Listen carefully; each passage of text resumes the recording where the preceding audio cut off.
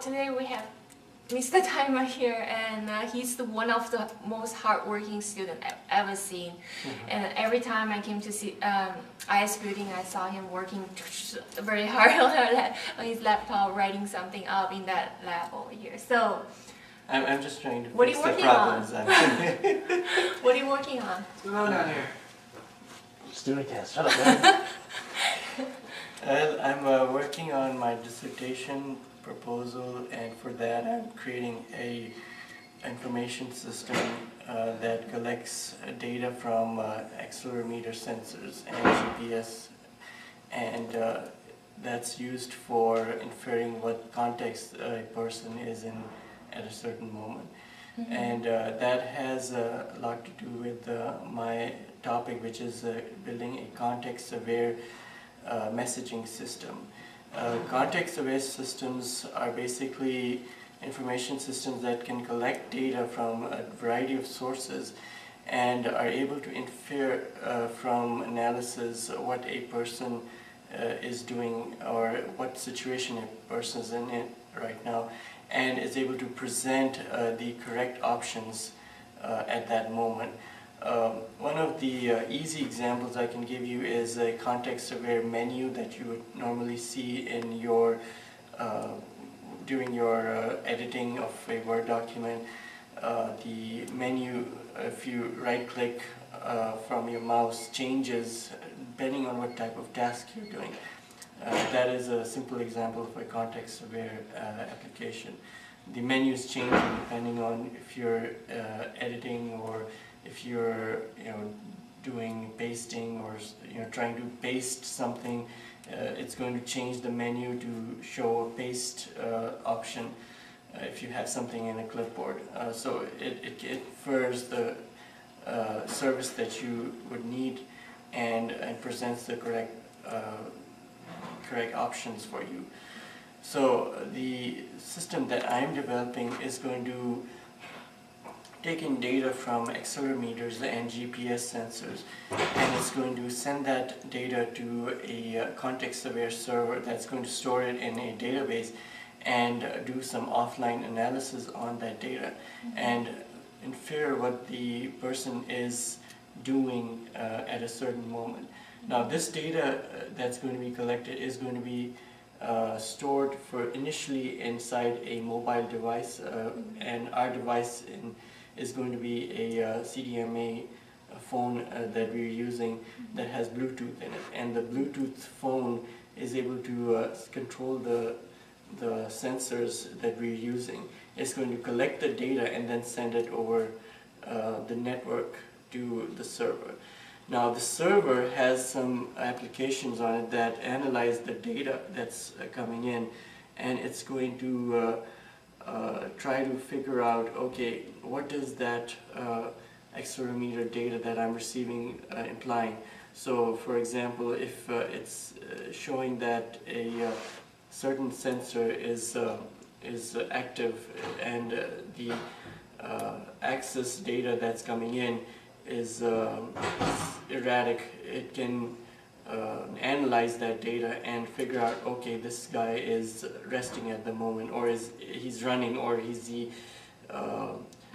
walking or riding a bike. And based on that data, the second part of the application sends a message back to the mobile device through SMS, and is able to help motivate the person to carry out certain activities. Like for instance, if the application decides that the person has been inactive for a period of 20 minutes or an hour, it's going to send back a motivational message saying you need to walk for 2-3 minutes in order to burn some calories. So the primary objective is to send messages based on the context. And the messages in our case will be motivational messages or weight loss messages.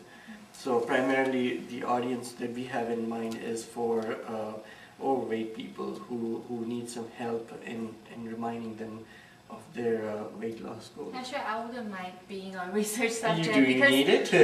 because I do a lot of software work too, and then for hour I can stuck in a problem for doing hours and hours of work and forgetting, resting my eyes and resting my body, walk around. So I think it's actually very important research to all kinds of people.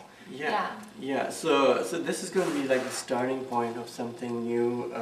Previous applications that have used such technology have not done the second part, which is developing a messaging system based on the context. And so can the user actually choose to say what interval I supposed to work out, or you have your kind of logic to sort of force people to? Well, right now it's not that flexible because we're just in the beginning stage, and it's it's really just taking off right now. I mean, the artifact is still being created and this work in progress. So the options that we're going to eventually have are going to help it being very flexible, and they'll be able to set preferences and customization and perhaps even be able to select the types of messages that they're interested in. So if they don't like a certain type of message, they can later on, once we have that ability, they'll be able to, unsubscribe from it. Very nice. And what language are you using to send a message? On the mobile end, we're using C#, and on the back end, we're using a Java and a MySQL connection. So the Java program is going to be where the main logic and the analysis portion is going to be. And it's going to use MySQL to store all the data. Is there a particular reason to use C# instead of Java on the cell phone end? Well, the cell phone operating system is Windows Mobile 5, and the language of choice is C# for that, because it's much easier than building it in C++, and I would prefer it over Visual Basic because it's a little deeper in terms of the control you get. So it's a new language for me, and I'm learning a lot of new things because I've previously only worked on Java applications. So it's actually easier for me to use C# than Visual Basic, right? Because it's much more simple. So hopefully we have some sort of a prototype that we can show off by May of next year, and that's when I plan to have some data from actual users, maybe 1 or 2 subjects that we select. And you plan to defend your dissertation somewhere? Yeah, somewhere around May or June. Yeah, hopefully by that time. Okay, I'm excited to see it. Thank you. Yeah, sounds a very promising dissertation research. Thank you. Thank you. Thanks, Daniel.